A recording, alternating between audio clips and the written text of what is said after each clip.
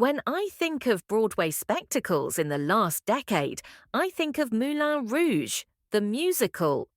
Premiering in 2019, this stage adaptation of Baz Luhrmann's 2001 film dazzled audiences with its kaleidoscope of sound and colour. It was not subtle, it was a whirlwind of romance, pop songs, and theatrical excess. But beneath the glitter, it carried an emotional core that reminded audiences why truth, beauty, freedom, and love endure as ideals worth celebrating. The story begins with the film Baz Luhrmann's Moulin Rouge exploded onto screens in 2001, mixing opera, cabaret, and pop mashups. Its tale of Christian, a young writer, and Satine, a courtesan and star of the Moulin Rouge, became iconic.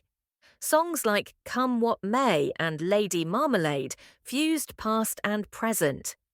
The movie won acclaim, but adapting it to stage required bold vision.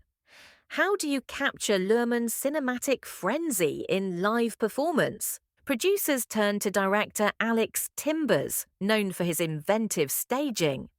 Working with bookwriter John Logan and music supervisor Justin Levine, the team expanded the film's soundtrack into a mashup of more than 70 songs. Unlike traditional musicals, where each song is written for the show, Moulin Rouge borrowed from the pop canon, stitching together familiar hits into new theatrical numbers. From Lady Gaga to Elton John, from Katy Perry to the Rolling Stones, the score became a jukebox extravaganza. The plot remained faithful to the film. Christian arrives in Paris and falls in love with Satine, the sparkling diamond of the Moulin Rouge. Their romance unfolds against the backdrop of a struggling nightclub and the controlling duke who finances it. Themes of sacrifice, love, and artistic passion drive the story, but the presentation is pure spectacle. On Broadway, the Al Hirschfeld Theatre was transformed into the Moulin Rouge itself. Red velvet draped the house, a massive windmill and elephant flanked the stage, and the atmosphere began the moment audiences entered.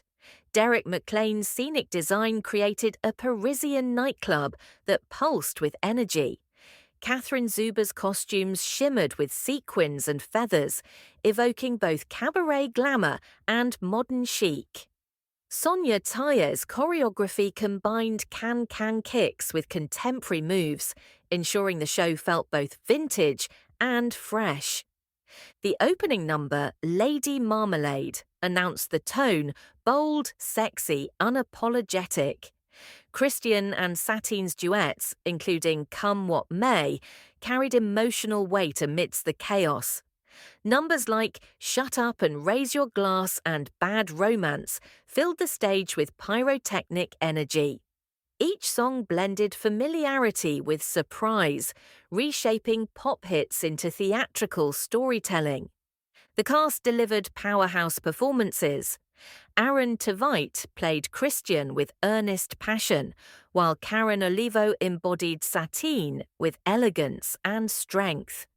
Danny Burstein as Harold Zidler brought humour and heart as the ringleader of the Moulin Rouge.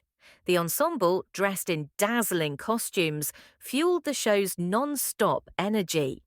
Critics noted that the musical leaned heavily on spectacle, but audiences embraced it. Moulin Rouge became a celebration, a reminder of the joy of theatre as communal escapism. The mashup score turned the show into a party, while the romance between Christian and Satine anchored the excess with sincerity. The show's timing gave it special resonance. Opening in 2019, it became one of Broadway's last big hits before the pandemic shutdown. When theatres reopened in 2021, Moulin Rouge returned triumphantly, offering audiences a needed reminder of joy and resilience. In 2021, it won 10 Tony Awards, including Best Musical, Best Director, and Best Choreography. Culturally, Moulin Rouge represents Broadway's embrace of the mashup era. Like Six and Juliet, it draws on pop music to attract younger audiences, but it also honors cabaret tradition, fusing past and present into something exuberantly new.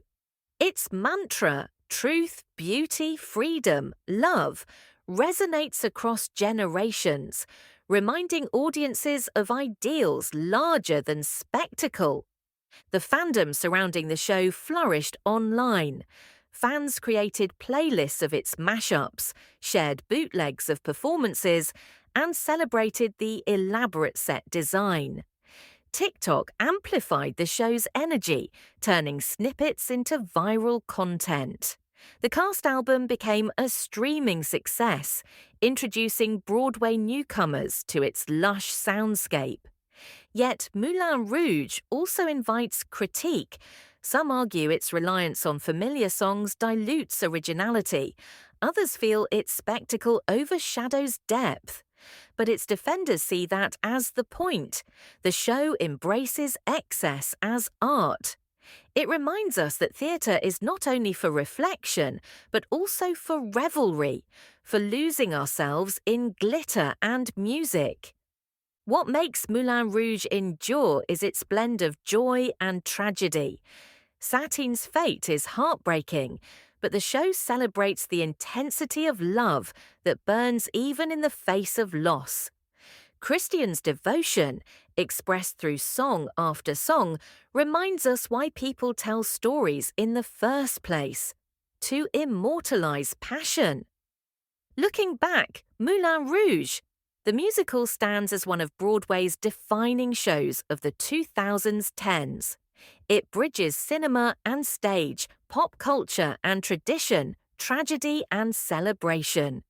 It proved Broadway could feel like a nightclub, a concert, and a theatre all at once. When I think of Moulin Rouge, I think of red lights shimmering on velvet, of dancers whirling in feathers, of audiences clapping to songs they know by heart, of tears shed as Satine whispers goodbye.